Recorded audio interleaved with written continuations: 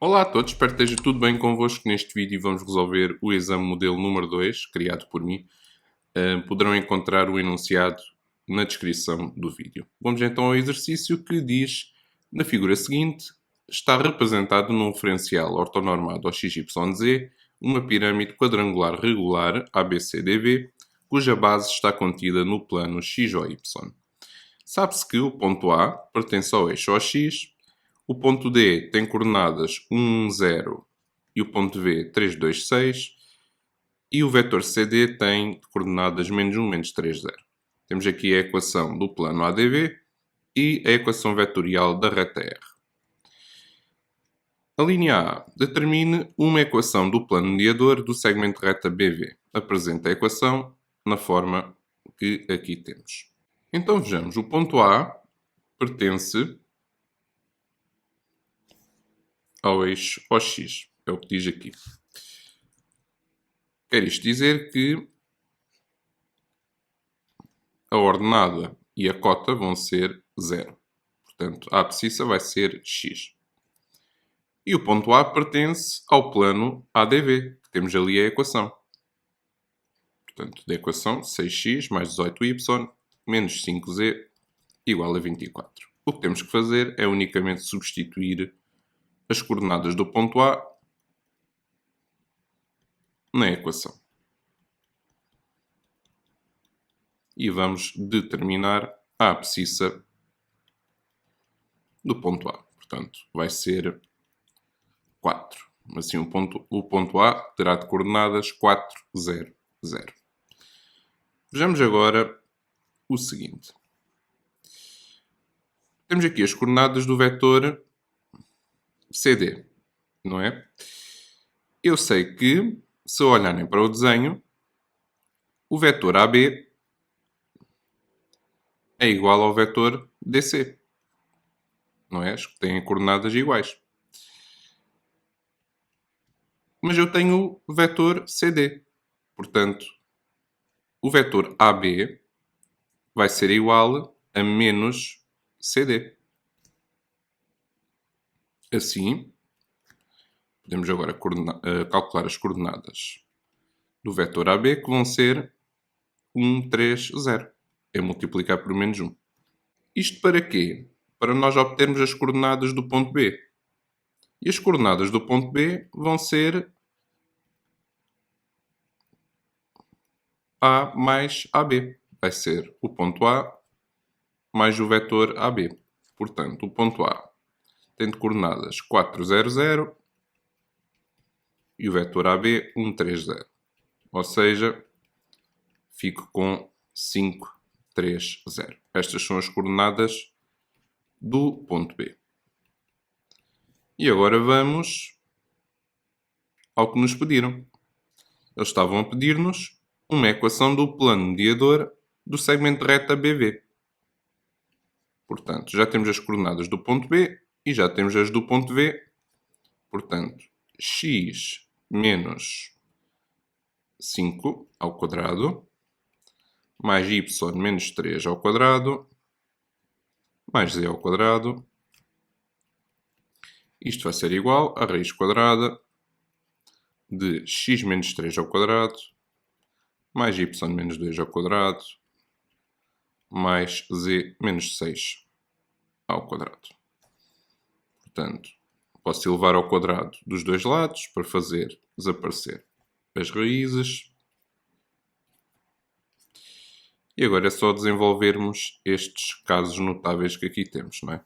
Ficando com x ao quadrado menos 10x mais 25, depois mais y ao quadrado menos 6y mais 9, mais z ao quadrado igual a x ao quadrado menos 6x mais 9, mais y ao quadrado menos 4y mais 4, mais z ao quadrado menos 12z mais 36.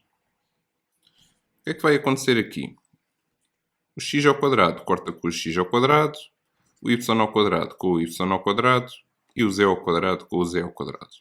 E por acaso até tenho aqui o 9 nos dois lados da equação, portanto também vou cortar já agora. Isto agora, quando simplificado, Passando para o primeiro membro, passando tudo para o primeiro membro, ficamos com menos 4x, menos 2y, mais 12z, menos 15 igual a 0. Vamos agora à linha B. Seja o P o ponto da reta R de cota 1. Determina a amplitude do ângulo PVD.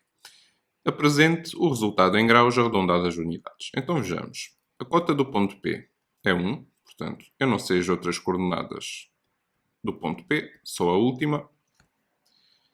Mas eu posso fazer uso da equação vetorial da reta R, uma vez que o ponto P pertence à reta e substituo o Z por 1.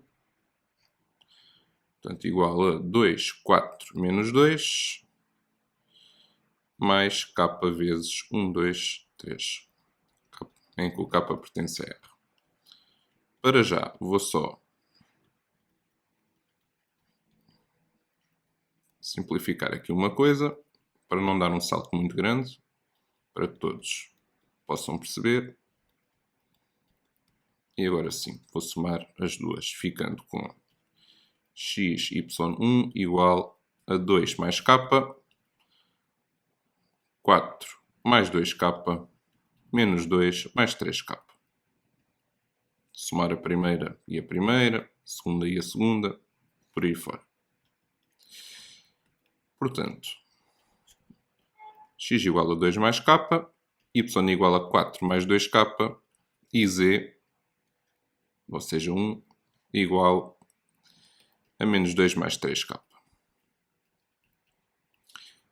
Podemos aqui determinar o valor do k nesta terceira equação. Fico com 3 igual a 3k. Portanto, o k vai ser igual a 1.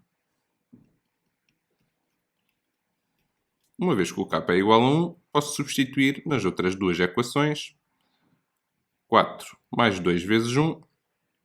E o x vai ser 2 mais 1. Portanto, as coordenadas do ponto P vão ser, portanto, a abscissa 3, a ordenada vai ser 6 e a cota já sabíamos que era igual a 1. Então vejamos. Eles querem saber a amplitude do ângulo PVD. Vou desenhar aqui. Temos aqui o ponto V.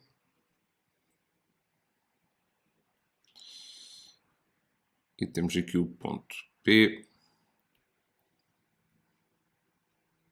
Bem como os vetores PV e VD. Eu vou chamar de alfa a amplitude do ângulo PVD, ok? Não é preciso, mas eu vou fazê-lo, tá bom? Como é que eu posso determinar a amplitude do ângulo alfa? Fazendo uso da fórmula do produto escalar, em que o produto escalar de VP por VD é igual à norma de VP vezes a norma de VD vezes o cosseno de alfa. Vamos então começar por calcular as coordenadas dos vetores.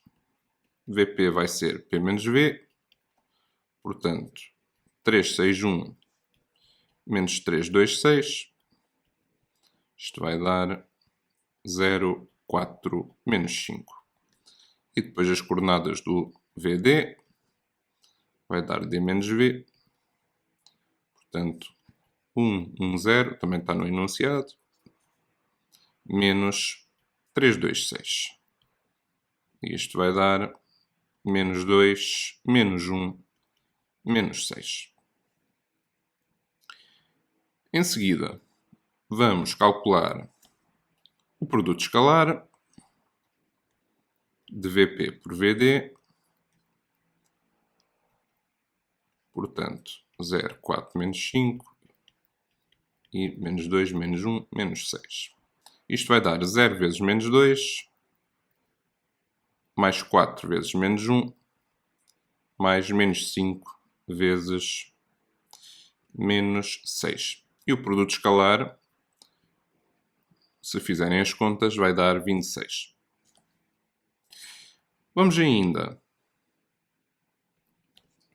às normas. Vamos determinar a norma de VP e a de VD. Portanto, a norma do vetor VP é a raiz quadrada de 0 ao quadrado mais 4 ao quadrado mais menos 5 ao quadrado. Portanto, vai dar a raiz de 16 mais 25. Portanto, raiz de 41. E a norma de VD, raiz quadrada de menos 2 ao quadrado mais menos 1 ao quadrado mais menos 6 ao quadrado. Portanto, menos 2 ao quadrado, 4. Menos 1 ao quadrado, 1. E aqui 36. Portanto, 36, 41. Exato. Também vai dar raiz de 41. E agora é só substituir nesta fórmula. Portanto, 26 igual a raiz de 41 vezes raiz de 41 vezes cosseno de alfa. Eu aqui até posso escrever 26 igual. Temos ali raiz de 41 ao quadrado, portanto 41 cosseno de alfa. Por isso, cosseno de alfa será 26 sobre 41. E para calcular o ângulo alfa, é só fazer cosseno menos 1 de 26 sobre 41. Certifiquem-se agora que as vossas calculadoras estão em graus, pois o resultado tem de ser apresentado nesta unidade e será aproximadamente igual a 51 graus. 2. Sabe-se que o cosseno de x menos π sobre 2 é igual a 1/3 e que a tangente de y é igual a raiz de 5 sobre 2, em que x e y pertencem ao intervalo aberto de 0 π sobre 2. Determine, sem recorrer à calculadora, o valor exato de cosseno de x menos y. Portanto, temos que calcular o valor de cosseno de x menos y. E isto é igual a cosseno de x, cosseno de y mais seno de x, seno de y. Portanto, vou ter que calcular estes 4 valores. Tá bom? Mas eu não tenho, pelo menos para já, nenhum daqueles valores. Mas eu sei que o cosseno de x menos π sobre 2, isto é igual a 3π sobre 2 mais x, não é? Eu sei que isto é igual a 1/3. Portanto, se eu representar aqui o ângulo de amplitude x, 3π sobre 2 mais x vai ser isto tudo aqui. E o cosseno de 3π sobre 2 mais x, portanto, vai ser igual ao seno de x. Não é? Portanto, o seno de x vai ser igual a 1/3. Portanto, já descobrimos um dos valores. Agora podemos ir determinar o cosseno de x. E como é que fazemos isso? Através desta fórmula. Portanto, o cosseno ao quadrado de x vai ser igual a 1 menos o seno ao quadrado, que vai ser 1 menos 1/3 ao quadrado. Portanto, o cosseno ao quadrado vai ser 1 menos 1 nono, ou seja, 8 nonos. Isto vai dar o cosseno de x, não esquecendo que o x pertence a um ângulo do primeiro quadrante, não é? Portanto, o cosseno tem de ser positivo e vamos ficar com raiz de 8 sobre 3. Eu até vou escrever a raiz de 8, como é 2 raízes de 2, ficamos com 2 raízes de 2 sobre 3. Pronto, então já sabemos o cosseno de x e o seno de x. Vamos agora ao cosseno de y e ao seno de y. Para isso, vou usar, para começar esta fórmula, 1 mais a tangente ao quadrado de y é igual a 1 sobre o cosseno ao quadrado de y. Portanto, 1 mais a raiz de 5 sobre 2 ao quadrado vai ser 1 sobre cosseno ao quadrado de y. Portanto, 1 mais 5 quartos é 1 sobre o cosseno ao quadrado. Isto é, 9 quartos vai ser 1 sobre o cosseno ao quadrado, sim. E por isso 4 nonos vai ser o cosseno ao quadrado de y. Não esquecendo que o y pertence ao intervalo de 0 a π sobre 2, o cosseno será positivo e vai ser a raiz quadrada de 4 nonos, ou seja, 2 terços. Portanto, também já temos o cosseno de y. Resta-nos só o seno de y. E eu sei que a tangente de y é o seno sobre o cosseno. Portanto, o seno de y vai ser a tangente vezes o cosseno. Portanto, seno de y vai ser a tangente, que era a raiz de 5 sobre o 2, vezes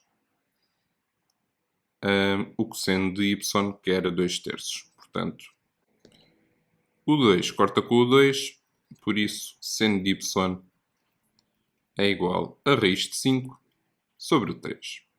E agora é só substituirmos aqui. Cosseno de x vai ser igual a 2 raiz de 2 sobre 3, vezes o cosseno de y, que era 2 terços. Mais o seno de x, que era 1 terço, vezes o seno de y, que era raiz de 5 sobre 3. Então, assim ficamos com 4 raiz de 2 sobre 9, mais raiz de 5 sobre 9, que eu até vou escrever ainda deste modo. E cá está o voto. 3. Numa turma de 15 raparigas e 10 rapazes, 6 vão ser escolhidos aleatoriamente para representarem a turma nas Olimpíadas da Matemática. Na turma, pretende-se que hajam alunos de ambos os sexos a participarem nas Olimpíadas. Se forem mais raparigas do que rapazes a representar a turma, de quantas maneiras se pode escolher os 6 alunos para representar a turma? Então vejamos. Nós temos 15 raparigas e 10 rapazes. E queremos que hajam alunos de ambos os sexos. E vão ser escolhidas 6 pessoas. 6 são escolhidos. E pretende-se que sejam mais raparigas do que rapazes. Não é? Portanto, tem de ser 4 raparigas e 2 rapazes. Ou então 5 raparigas e 1 rapaz. Já não podia ser 6 raparigas, porque têm de ser de ambos os sexos, não é? Portanto, a nossa resposta, das 15 raparigas tínhamos que escolher 14 e dos 10 rapazes escolher 2. E combinações porquê? Porque não me interessa a ordem pela qual os alunos são escolhidos. Interessa-me sim quem vai às Olimpíadas. Quem é que é escolhido para ir às Olimpíadas.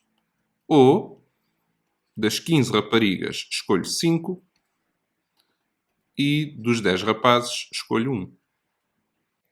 E isto vai dar 91.455. Assim, a opção correta é a opção B. 4. Numa certa escola, houve um surto de gripe. Essa mesma escola tem 350 alunos, dos quais 220 estão infectados. Qual é a probabilidade de, escolhendo 6 alunos ao acaso, de haverem 2 ou mais infectados entre os alunos escolhidos? Então vejamos. A escola tem 350 alunos, 220 estão infectados, por isso os restantes, que são 130, não estão infectados. e nós queremos escolher 6 alunos ao acaso, em que, portanto, escolher 6 alunos e temos de ter 2 ou mais infectados. Então agora reparem, para isso, nos 6 alunos que estão escolhidos, temos de ter 2 infectados e 4 que não estejam, ou 3 infectados e 3 que não estejam infectados, ou então 4 infectados, ou 5 infectados, ou 6. E isto aqui são já casos a mais, e vocês vão perceber que isto até pode ser feito de uma outra forma. Podemos simplesmente pensar no acontecimento contrário, que seria haverem no máximo, vou aqui escrever, no máximo, um aluno infectado. Aqui eu iria ter apenas um aluno infectado e 5 não infectados, ou então não ter nenhum infectado e os restantes não estão. E porquê é que isto é mais simples? Então vamos ver. 1 menos combinações dos 350. Temos de escolher 6, isto nos casos possíveis, e depois temos de ter no máximo um aluno infectado. Portanto, dos 220 que estão infectados, escolhemos 1. E dos 130 infectados, escolhemos 5. E agora reparem, eu já só tenho mais um caso, que é para quando não escolhemos nenhum infectado e escolhemos 6 que não estão infectados. Portanto, só temos aqui 2 casos. Agora imaginem se eu tivesse que escrever estas 5 situações diferentes, não é? Era muito mais trabalhoso. Portanto, a probabilidade, eles pediram na forma de dízima arredondada às milésimas, e isto vai dar 0,461. Vamos agora ao 5. Seja E conjunto finito do espaço amostral de uma experiência aleatória e sejam A e B 2 acontecimentos desse espaço. Sabe-se que a probabilidade de A e de B está entre 0 e 1. A probabilidade de não A interseção com não B é 5 vezes a probabilidade de A interseção com B, e que a probabilidade do acontecimento complementar ao de B é igual a 7 meios da probabilidade de A. Queremos saber a probabilidade de B sabendo A. Portanto, isto é igual à probabilidade de B interseção com A sobre a probabilidade de A. Sabemos ainda que a probabilidade de não B é igual a 7 meios da probabilidade de A, e esta aqui para já não lhe vou mexer, mas sabemos que a probabilidade de não A interseção com não B é 5 vezes a probabilidade de A interseção com B. Através de uma das leis de De Morgan, eu posso escrever esta probabilidade deste modo: o complementar de A união com B. Isto vai ser igual a 5 probabilidade de A interseção com B. E isto vai ser 1 menos a probabilidade da união, não é? Igual a 5 vezes probabilidade de A interseção com B. E agora reparem. Fórmula da probabilidade de A união com B. Probabilidade de A mais probabilidade de B menos a da interseção igual a 5 probabilidade da interseção com B. Trocamos ali os sinais, ficando com 1 menos probabilidade de A menos probabilidade de B menos probabilidade, aliás, mais. Menos com menos dá mais, portanto, mais probabilidade de A interseção com B. Igual a 5 probabilidade de A interseção com B. Vou passar este menos probabilidade de B para trás. Portanto, 1 menos probabilidade de B. Só trocar aqui a ordem, tá bom? E vou passar este probabilidade de A interseção com B para o outro lado. Ficando com 4 probabilidade de A interseção com B. E agora reparem. O que é que eu tenho aqui? Probabilidade de não B. Complementar de B. Que eu tenho aqui que é 7 meios da probabilidade de A. Então escrevemos 7 meios da probabilidade de A menos probabilidade de A. Isto vai dar 4 probabilidade da interseção com B. Portanto, isto vai dar 5 meios da probabilidade de A igual a 4 probabilidade da interseção com B. E ficamos agora com 5 oitavos, dividindo ambos os membros por 4. 5 oitavos da probabilidade de A vai ser igual à probabilidade de A interseção com B. Ou B interseção com A, que é o que temos aqui. Agora é só substituir na fórmula da probabilidade condicionada. Portanto, probabilidade de B interseção com A é 5 oitavos da probabilidade de A sobre a probabilidade de A. Estas cortam-se e ficamos mesmo com 5 oitavos. 6. Seja f a função de domínio R7,0 definida por f de x igual a e elevado a 1 sobre x mais 2. Considera a sucessão de números reais W índice n, tal que W índice n é igual a esta sucessão. Qual é o valor do limite de f de W índice n? Ou seja, temos que usar aqui a definição de limite segundo Heine. Quer isto dizer que vamos primeiro calcular o limite da sucessão, tá bom? Portanto, o limite de menos 1 sobre raiz de n, e isto substituindo por mais infinito, não é? Porque é o mesmo que temos aqui o n a tender para mais infinito. Isto vai dar 0 menos. Muito importante, tá bom? Isto porquê? Quando nós vamos calcular agora o limite, vai ser o limite, portanto, quando x tende para 0 menos de e elevado a 1 sobre x mais 2, ficamos com e elevado a 1 sobre 0 menos mais 2. 1 sobre 0 menos é menos infinito. Portanto, e elevado a menos infinito é 0. Portanto, 0 mais 2 vai dar 2. Portanto, daí fazer toda a diferença aqui este menos. Senão aqui, se fosse mais, seria mais infinito, não é? Portanto, o limite que foi pedido vai dar 2 e a resposta certa é a opção A. 7. De uma progressão aritmética, o índice n, sabe-se que a soma dos primeiros 10 termos é 205 e que a soma dos primeiros 16 termos é 664. Determina o termo geral do índice n na forma an mais b, em que a e b são números reais. Então vejamos. A soma dos primeiros 10 termos é 205.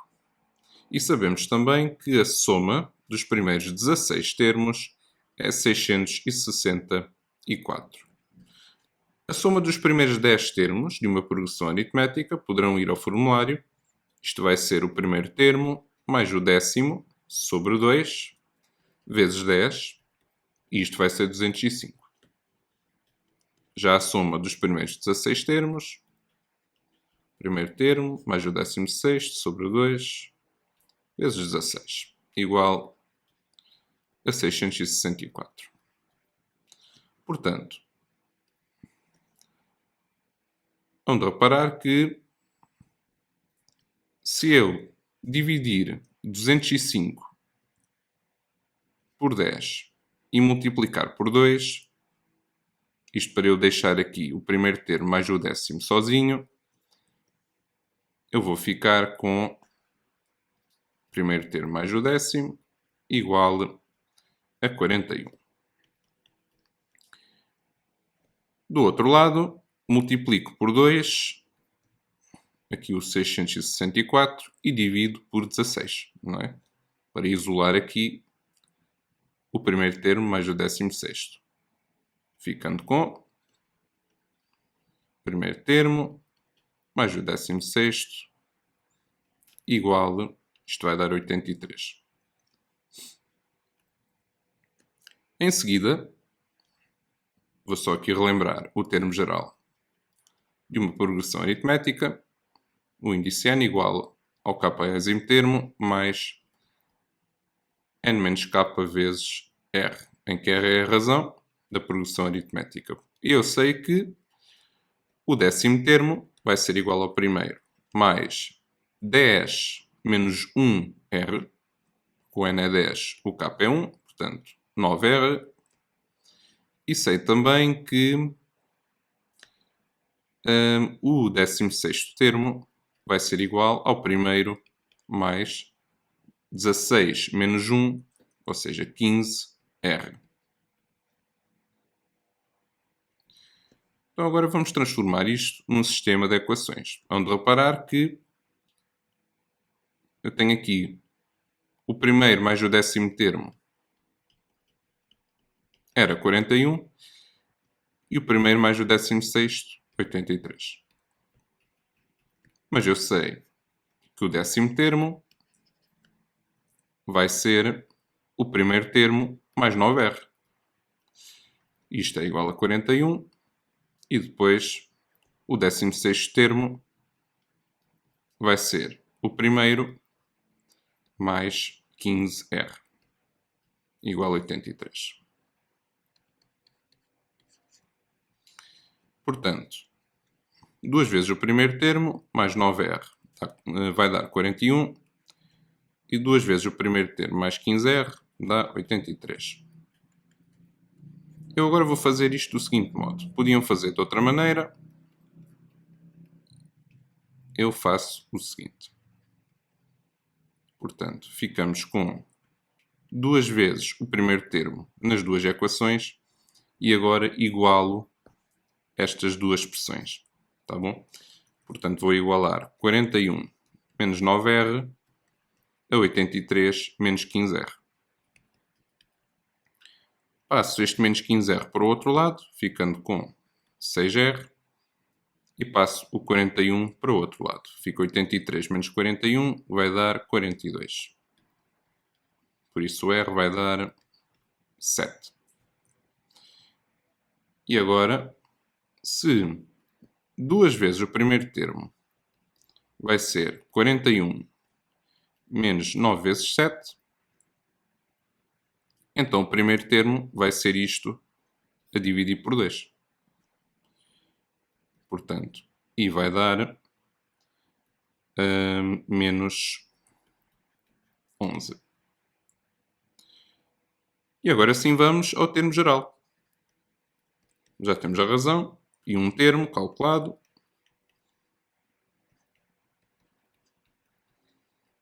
Portanto, aqui vezes R, vou já escrever 7. O primeiro termo é menos 11. Depois mais 7n menos 7. E isto vai dar 7n menos 18.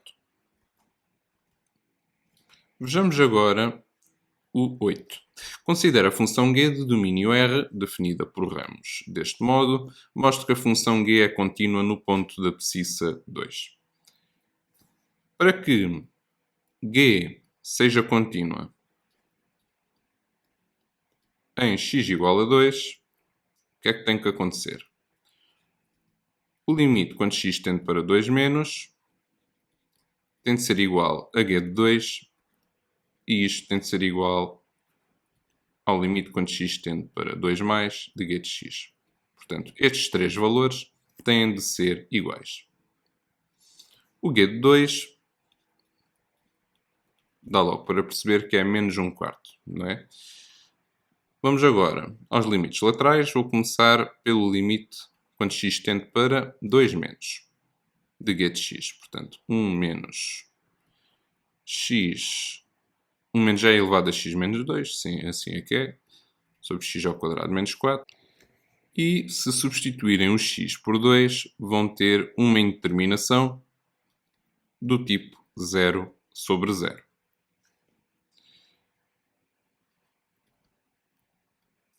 Temos aqui no denominador uma diferença de quadrados, portanto, ficamos com x menos 2 vezes x mais 2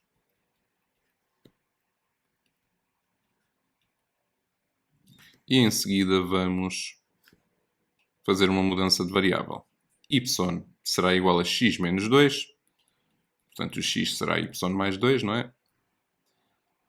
Uma vez que o x tende para 2 menos, então, se substituírem aqui o x por 2 menos menos 2 fica 0 menos. O y vai ficar 0 menos. Por isso, y tende para 0 menos de 1 menos a elevado a y sobre y vezes, e agora no lugar do x, vamos escrever y mais 2. Portanto, y mais 2 mais 2. Ficando assim, com o limite, quando y tende para 0 menos, de 1 menos a elevado a y sobre y vezes, vou já partir desta forma, sobre y mais 4, não é? Vamos agora partir este limite em 2, ficando com o limite quando y tende para 0 menos, de 1 menos a elevado a y sobre y vezes o limite quando y tende para 0 menos, de 1 sobre y mais 4. E agora, relembrando o limite notável, quando x tende para 0, dá elevado a x menos 1 sobre x. Isto é igual a 1. Vamos reparar que eu tenho aqui menos atrás do e aqui está positivo, não é? E está aqui 1 em vez de menos 1. O que eu vou fazer é multiplicar. Aliás, passar um sinal de menos cá para fora para trocar o sinal lá dentro. Ficando com a elevado a y menos 1 sobre y vezes, e agora substituo neste limite o y por 0, ficando com 1 quarto. Temos aqui um limite notável, igual a 1, menos 1 vezes 1 quarto, vai dar menos 1 quarto, não é? Vamos agora calcular o limite quando x tende para 2 mais, não é? Se substituirmos, aliás, o x por 2, iremos também ficar com uma indeterminação, 0 sobre 0, tá bom? Assim, vamos multiplicar o denominador pelo conjugado. Portanto, x menos 2 vezes raiz de x menos 1 mais 1 sobre raiz de x menos 1 menos 1 vezes raiz de x menos 1 mais 1. Não esquecendo ali, menos 9 quartos.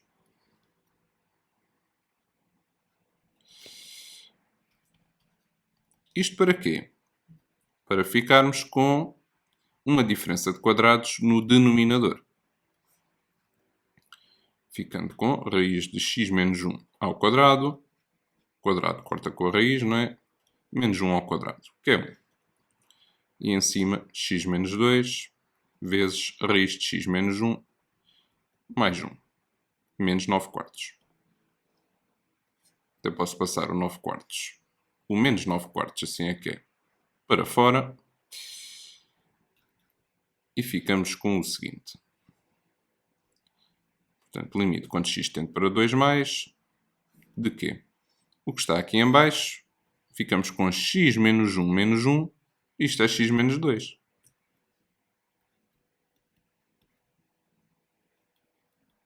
Portanto, raiz de x menos 1 mais 1. Por isso é que eu não apliquei aqui nenhuma distributiva, para depois poder cortar. Não vou esquecer-me aqui, mais uma vez, do menos 9 quartos.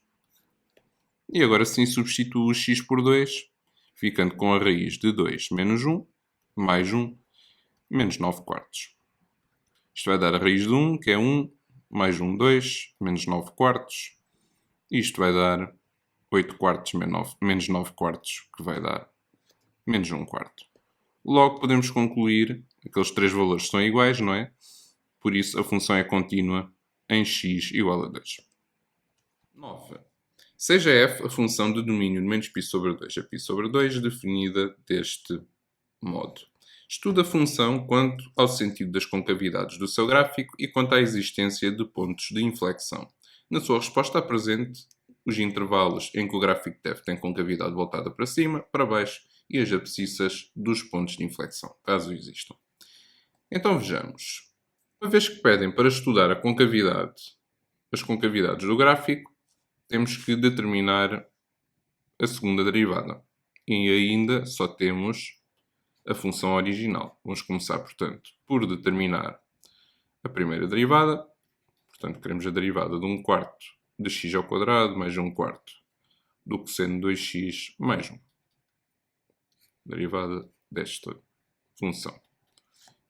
Ficamos com 1 meio de x mais 1 quarto vezes a derivada do cosseno de 2x. E isto vai dar menos a derivada de 2x vezes seno de 2x. Portanto, ficamos com 1 meio de x mais, aliás, menos 1 meio do seno de 2x. Vamos passar agora à segunda derivada. Ficamos com 1 meio menos 1 meio vezes a derivada de seno de 2x, que vai ser derivada de 2x cosseno de 2x. Portanto, ficamos com 1 meio menos cosseno de 2x. Agora, temos que determinar os zeros da segunda derivada. Portanto, 1 meio menos cosseno de 2x igual a 0. Assim, o cosseno de 2x será igual a 1 meio e, por isso, para que ângulo é que o cosseno é 1 meio? Para π sobre 3, não é? Portanto, cosseno de 2x igual ao cosseno de π sobre 3. 2x igual a π sobre 3 mais 2kπ, ou 2x igual a menos π sobre 3 mais 2kπ, com o k pertencente a z.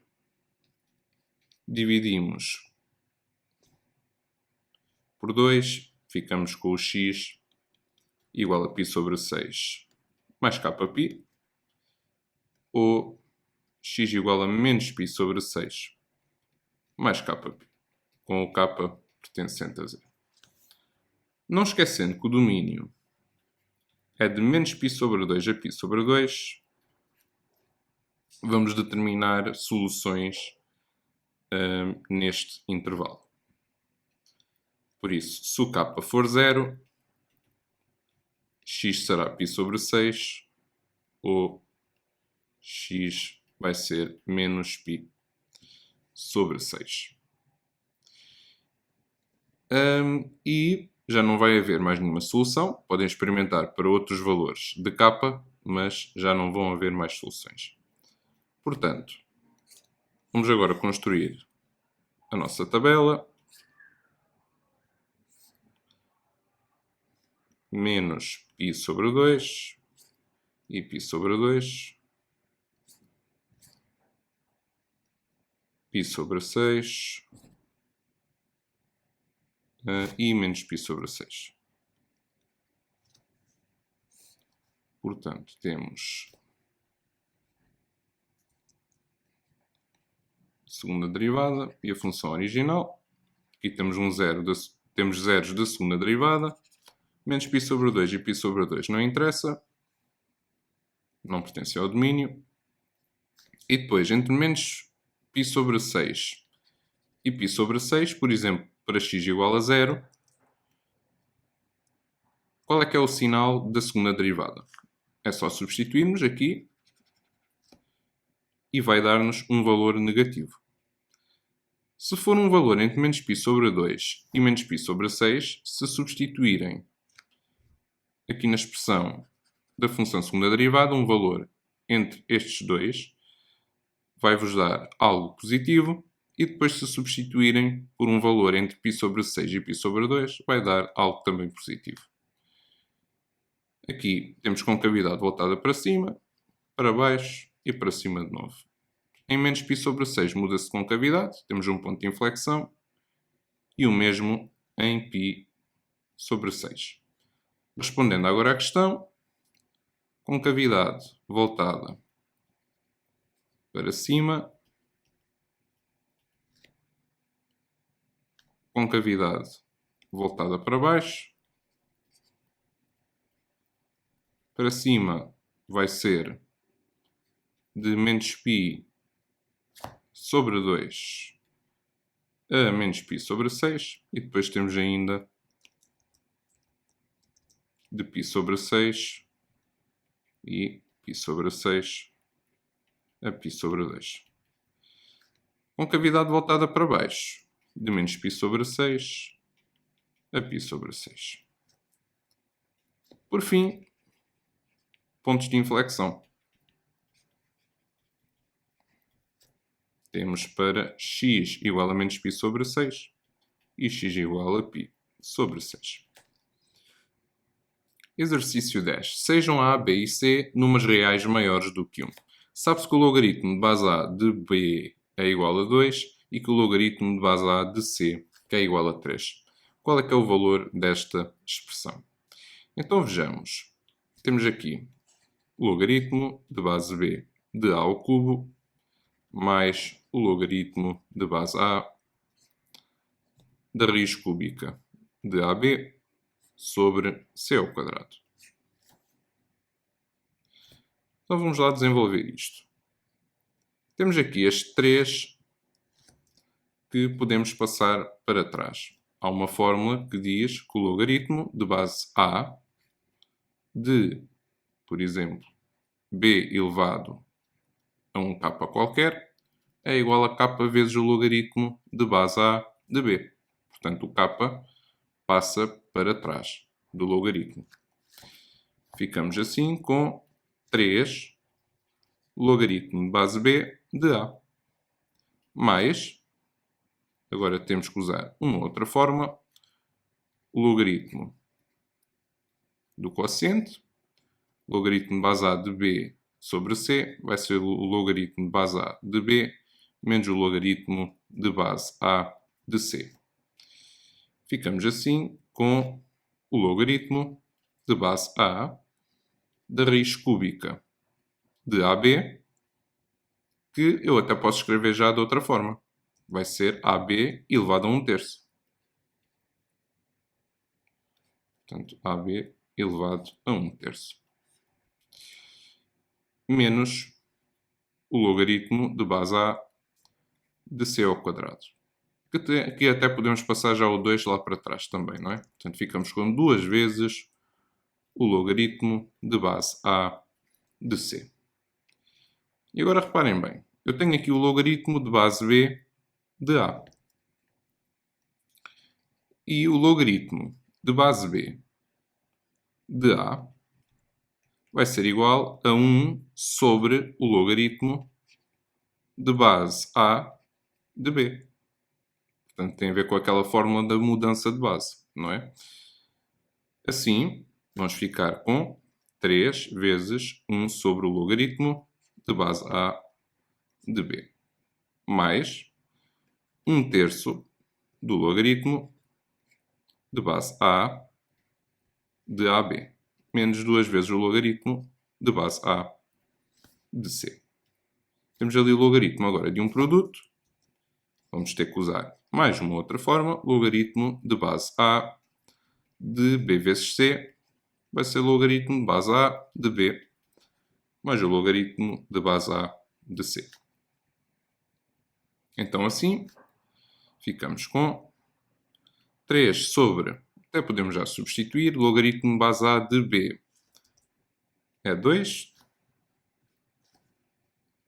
mais 1/3 vezes o logaritmo de base A de A, mais o logaritmo de base A de B, menos 2 vezes o logaritmo de base A de C. 2 vezes 3, não é? Ficamos então com 3 meios mais 1/3 vezes o logaritmo de base A de A é 1, o de base A de B é 2, portanto, fica assim 1 mais 2, não é? Portanto, fica 3, vai cortar com este denominador, menos 6. Ficamos então com 3 meios mais 1, menos 6. Isto vai dar 3 meios, mais 2 meios, menos 12 meios, e por isso vai dar menos 7 meios. Ou seja, a opção C. Vamos agora ao 11. Em C, conjunto dos números complexos, qual das seguintes opções representa, no plano complexo, uma região de área 2? Então vejamos. A opção A representa o quê? Uma circunferência de centro na origem e raio 1. Não é? Portanto, a área vai ser π vezes 1 ao quadrado. Portanto, vai ser área π. Não nos interessa, portanto, a opção A. Se formos ver a opção B, vamos tentar representar esta região no plano complexo. Aqui a origem, parte real. Portanto, temos o argumento de Z está compreendido entre 3π sobre 4 e π. Quer isto dizer que vamos ter uma zona entre duas semirretas de centro na origem. Uma delas faz um ângulo de 3π sobre 4 radianos com o eixo positivo, com o eixo real, com a parte positiva do eixo real, assim é que é. E a outra faz um ângulo de π radianos, não é? Por isso, vai ser esta zona, só que depois temos que acrescentar também a condição que a parte real de Z é maior ou igual que menos 2. Pronto. E uma vez que esta semirreta é como se fosse a bissetriz, não é? Dos quadrantes pares, só que é a parte só do segundo quadrante. Portanto, aqui vai ser 2, a parte imaginária. Quer isto dizer que a área vai ser o quê? A região, para começar, vai ser um triângulo. A parte real de Z é maior ou igual que menos 2 e tem que estar entre aquelas duas semirretas. Assim, a base vai ser 2, a altura também, sobre 2, portanto, cá está. A região tem área 2, pelo que a opção correta é mesmo a opção B. 12. Em C, conjunto dos números complexos, considere um número complexo Z e vamos considerar um outro número complexo W. Determina a forma trigonométrica as raízes cúbicas de 1/3 de W mais 1. Então vejamos. Temos aqui um número complexo Z que é igual a 2E elevado a I vezes π sobre 6. Portanto, 2 cosseno de π sobre 6 mais I vezes o seno de π sobre 6. E isto vai dar 2 vezes o cosseno de π sobre 6 vai ser raiz de 3 sobre 2 e o seno de π sobre 6 vai ser 1 meio. Portanto, mais 1 meio de I. Aplicando ali a distributiva, não é? Ficamos com raiz de 3 mais i. Vamos agora ao número complexo w. Portanto, vai ser z menos i elevado a 4, ou seja, a raiz de 3 mais i menos i, portanto, z menos i elevado a 4, tudo sobre 1 mais z vezes i, ou seja, 1 mais raiz de 3 mais i vezes i. Portanto, o i corta com o menos i, ficamos com raiz de 3 à quarta. Isto vai ser o mesmo que raiz de 3 ao quadrado, tudo isto ao quadrado, não é? Portanto, aqui o quadrado corta com a raiz, ficamos com 3, e isto vai dar 3 ao quadrado, que é 9. Portanto, 9 sobre 1 mais raiz de 3i mais i ao quadrado. Como i ao quadrado é menos 1, vai-se cortar. E agora é multiplicarmos no numerador e no denominador pelo que restar aqui, que é o raiz de 3i. Porque não nos interessa ter o i no denominador, então, e a raiz também não, por isso ficamos agora com 9 raiz de 3i a dividir por, ora, raiz de 3 vezes raiz de 3 fica 3, i vezes i ao quadrado. Portanto, fica 9 raiz de 3i sobre menos 3, porque i ao quadrado é menos 1, e por isso o w vai ser menos 3 raiz de 3i. Mas nós queremos não as raízes cúbicas de w, mas sim de 1/3 de w mais 1. Portanto, vai ser 1/3 de menos 3 raiz de 3i mais 1. Este 3 corta com este 3. Ficamos, portanto, com 1 menos raiz de 3i. Vamos agora tentar escrever este número complexo. Portanto, 1/3 de w mais 1 na forma trigonométrica. Vamos começar pelo módulo. Portanto, é a raiz quadrada da parte real ao quadrado mais a parte imaginária ao quadrado. Portanto, 1 ao quadrado é 1, menos raiz de 3 ao quadrado dá 3. Por isso, raiz de 4, que é 2. Vamos agora ao argumento. Portanto, o argumento é alfa, está bom? E a tangente de alfa tem de ser igual à parte imaginária, que é menos raiz de 3, sobre a parte real, que é 1. Portanto, a tangente vai ser mesmo menos raiz de 3.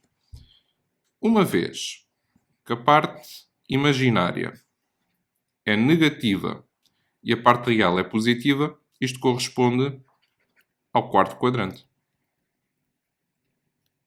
Pelo que o alfa vai ter de ser igual a menos π sobre 3. Então, assim, já podemos escrever 1/3 de w mais 1 na forma trigonométrica. O módulo era 2, depois é elevado a i vezes o argumento, que era menos π sobre 3. Então, agora queremos as raízes cúbicas deste número complexo. As raízes cúbicas de 1/3 de w mais 1. Portanto, isto vai ser a raiz cúbica de 2 vezes e elevado, e tem um formulário que vos pode ajudar, e elevado a i vezes o argumento, que é menos π sobre 3, mais 2kπ a dividir pelo índice da raiz, que é 3, é a raiz cúbica. E o k vai ser pertencente a 0, 1 e 2. Então vejamos. Agora temos que dar valores ao k, não é? O k, se ele for 0, ficamos com a raiz cúbica de 2 vezes e elevado a i vezes menos π sobre 9 mais 2π.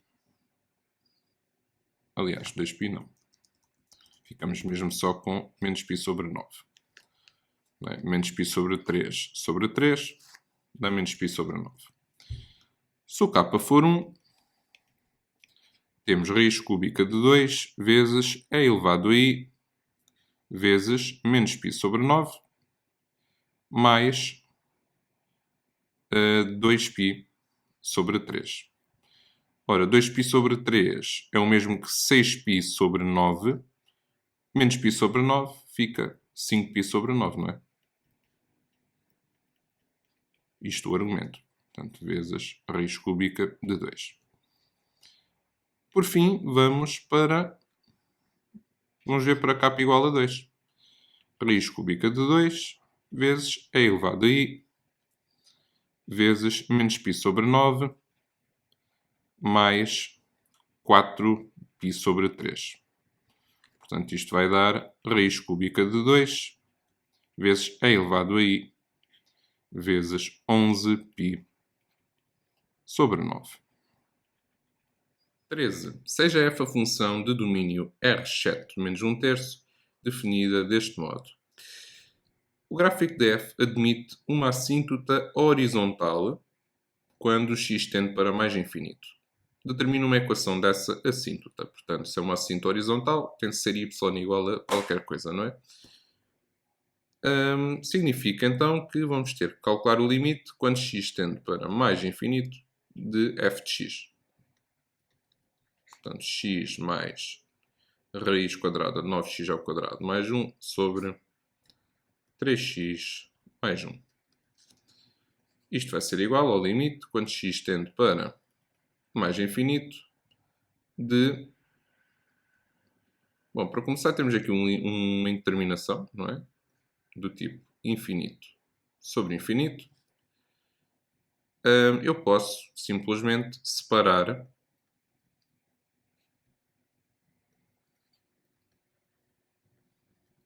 partir esta fração em duas, não é? E depois partir os limites.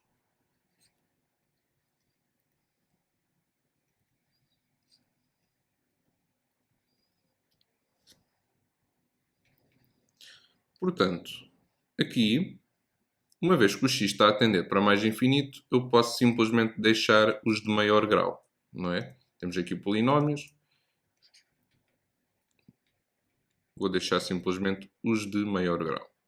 X sobre 3x.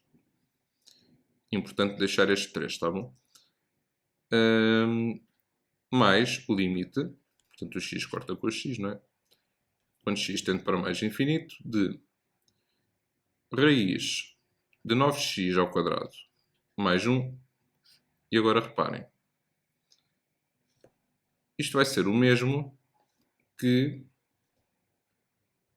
a raiz quadrada de 3x mais 1 ao quadrado. E porquê? O módulo de 3x mais 1 é igual,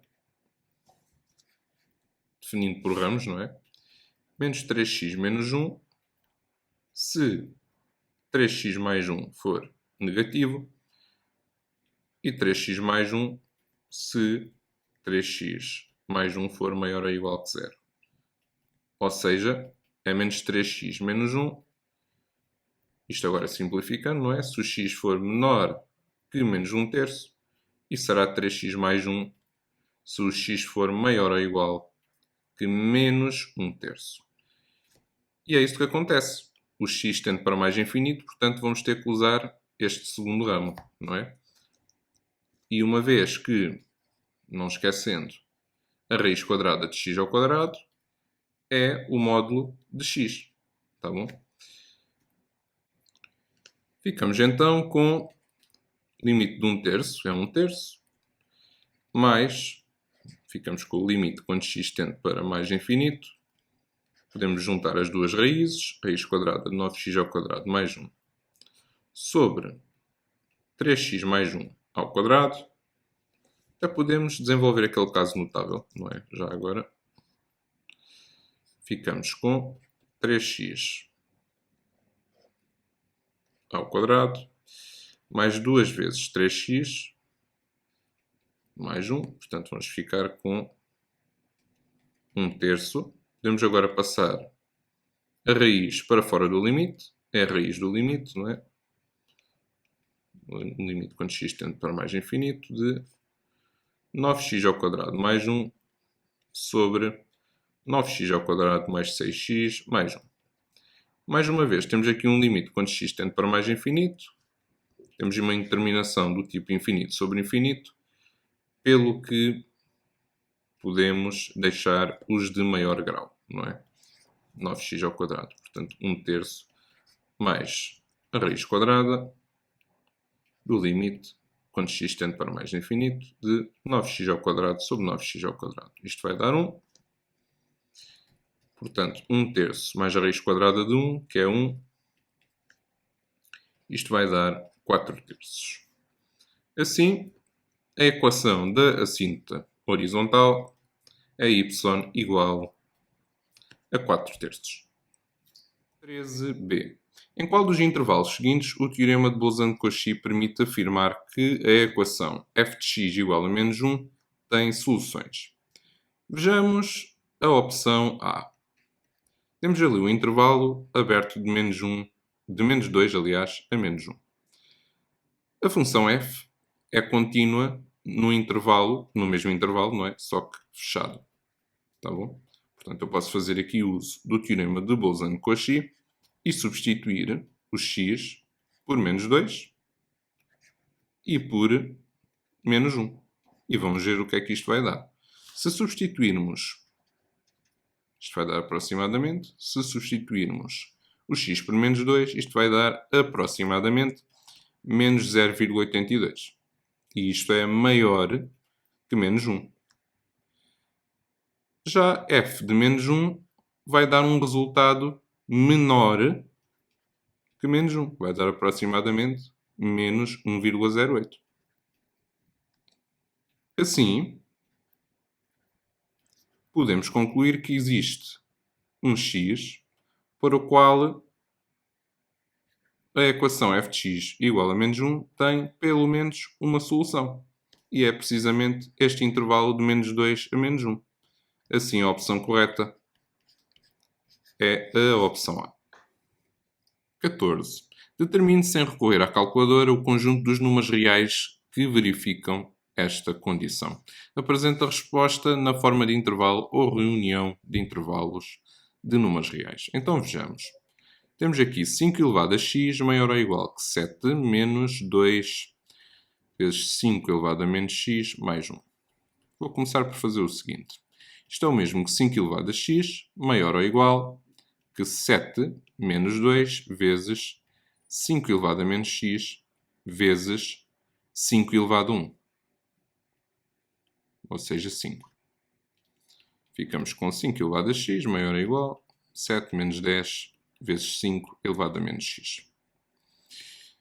Vamos passar tudo para o lado esquerdo. 5 elevado a x menos 7 mais 10 vezes 5 elevado a menos x. Eu até posso escrever já de outra forma. 10 sobre 5 elevado a x maior ou igual que 0. E agora vamos ter que deixar tudo sob o mesmo denominador.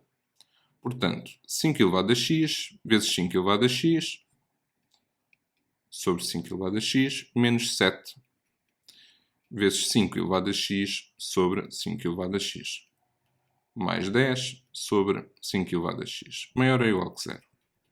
Podemos até já juntar tudo. 5 elevado a x vezes 5 elevado a x vai dar 5 elevado a 2x menos 7 vezes 5 elevado a x mais 10. Tudo sobre 5 elevado a x. Isto é maior ou igual que 0. Então nós temos ali uma fração. E quando é que isto é maior ou igual que 0? Quando o numerador e o denominador têm sinais iguais. E o denominador tem de ser diferente de 0. Mas vão de reparar que 5 elevado a x é sempre maior que 0. Tá bom?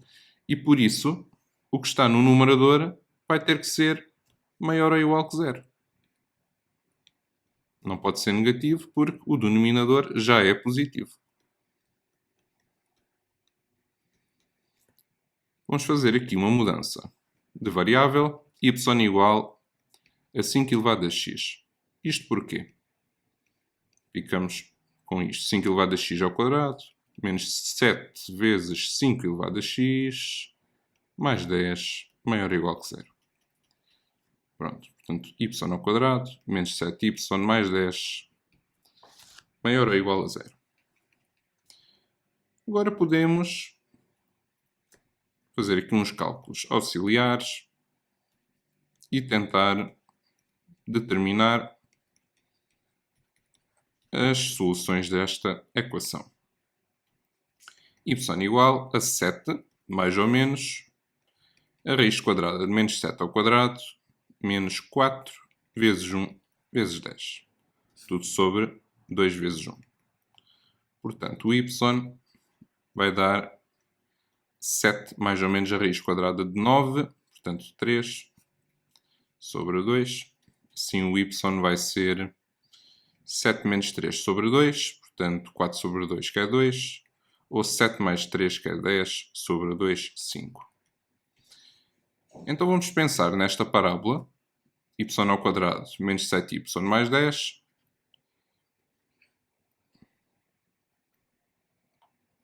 cá está, e nós queremos que isto seja maior ou igual que zero. Então, o y vai ter que ser menor, deixa eu pôr aqui noutra cor, y menor ou igual que 2, ou y maior ou igual que 5. Mas como o y era 5 elevado a x, vamos repor e vamos resolver estas inequações com inequações exponenciais, não é? 5 elevado, portanto, 5 é o mesmo que 5 elevado a 1, exato.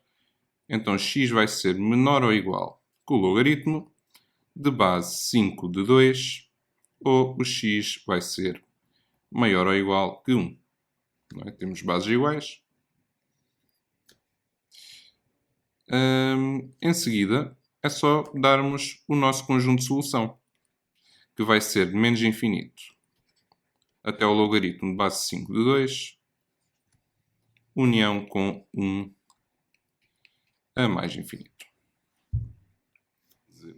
A Benedita e o Tiago decidiram abrir as suas próprias empresas. Foi feito um estudo das receitas acumuladas ao longo de um ano. As receitas acumuladas em milhares de euros pelas empresas da Benedita e do Tiago, após 10 semanas após a abertura destas, são dadas, portanto, deste modo,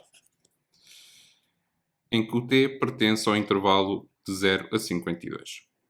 Numa certa semana T1, o Tiago foi ver o valor das receitas da sua empresa e verificou que as receitas da sua empresa excediam em 2.000 euros o valor apresentado na semana seguinte pela Benedita. Quantos dias após a abertura da sua empresa é que o Tiago foi ver o valor das receitas? Então vejamos. Não esquecer que o T vem em semanas, eles depois estão a pedir em dias, não é?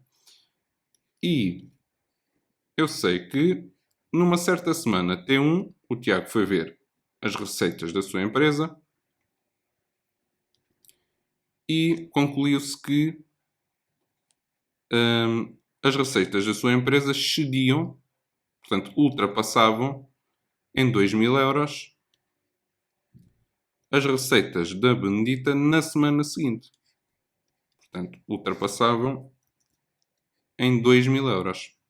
Esta é a equação que nos permite resolver o problema. Então agora vamos criar duas funções. Uma função f, que nos vai dar o t de x, e outra função g, que nos vai dar b de x mais 1 mais 2. Isto na calculadora. O desenho destes dois gráficos vai ficar algo deste género. Portanto, temos aqui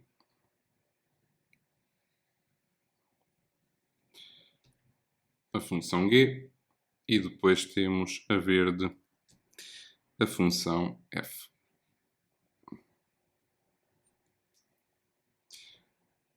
Temos depois que usar uma funcionalidade da calculadora em que nos permite determinar a abscissa do ponto de interseção, que dava 44,482, uma vez que nos pedem as coordenadas dos pontos relevantes arredondadas às milésimas. Portanto, cá está o valor de T1, mas isto vem em semanas.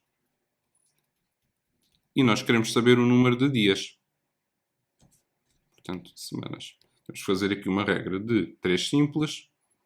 Por isso, uma semana, 7 dias, 44,482 semanas, hão de ser x dias. Portanto, x vai ser 7 vezes 44,482. E isto vai dar aproximadamente 311 dias. 16. Uma certa empresa decidiu classificar os seus trabalhadores em níveis de 1 a 5, consoante o seu desempenho. No gráfico em baixo, temos a percentagem acumulada das classificações do desempenho dos trabalhadores. Sabe-se que a soma das classificações dos trabalhadores é 130 vezes superior ao valor do terceiro quartil. Quantos trabalhadores tem a empresa? Vamos começar por ver a que é igual o terceiro quartil. O terceiro quartil é o mesmo de termos o percentil 75, não é? E nós, quando chegamos até ao nível 3, ainda não temos 75% dos dados, não é? Por isso, uma vez que aqui já temos 95, o terceiro quartil vai ser 4. Agora, vamos efetuar aqui uma tabela com o XI, frequência acumulada e a frequência relativa. Portanto, 1, 2, 3, 4. Vamos acrescentar mais uma linha. 5. Só que eu aqui não vou deixar em percentagem, tá bom? Vou deixar em decimal. Aqui a frequência acumulada dá 1, 0,95, 0,7, 0,55 e 0,2. Vamos então à frequência relativa ao FI. Este valor aqui vai ser 1 menos 0,95. Aqui vai ser 0,95 menos 0,7. Vai dar 0,25. Aqui vai ser 0,7 menos 0,55.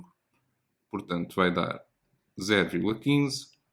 Aqui vai ser 0,55 menos 0,2, 0,35. E aqui em baixo vai ser 0,2. Vamos agora calcular a média. Portanto, a média vai ser o XI vezes o FI.